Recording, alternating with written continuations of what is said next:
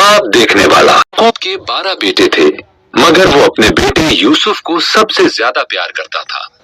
اس نے یوسف کو ایک خاص خوبصورت اور رنگ برنگا چوغا دیا تھا، جس کی وجہ سے یوسف کے بھائی اس سے حسد کرتے تھے، وہ اس سے نفرت کرتے تھے۔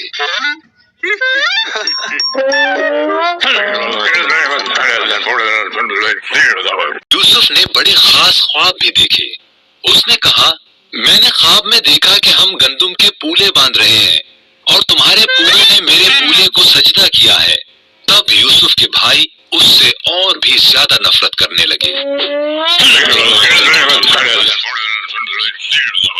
یوسف نے ایک اور خواب دیکھا، سورج، چاند اور 11 ستاروں نے مجھے سجدہ کیا ہے۔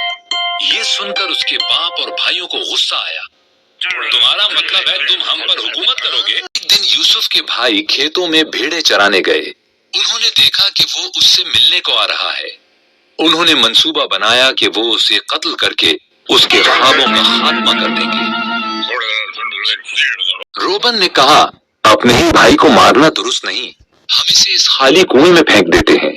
انہوں نے اس کا خاص چوغا اتارا اور اسے کنویں میں پھینک دیا۔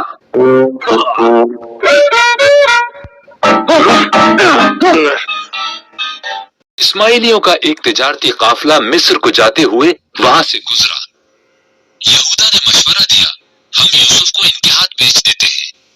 بس یوسف کو چاندی کے 20 سکوں میں بیچ دیا گیا۔ بھائیوں نے یوسف کے چوغے کو بکری کے خون میں ڈبویا اور یعقوب کو دکھایا۔ وہ رونے لگا، میرا بیٹا مر گیا ہے۔ اسی دوران یوسف کو مصر لے جایا گیا، لیکن خدا یوسف کے ساتھ تھا۔ مصر میں اسماعیلیوں نے یوسف کو فرعون کے ایک سردار فوتیفار کے ہاتھ بیچ دیا۔ خدا نے یوسف کو برکت دی اور اسے کامیاب کیا۔ فوتیفار نے یوسف کو اپنے پورے گھر کا مختار بنا دیا۔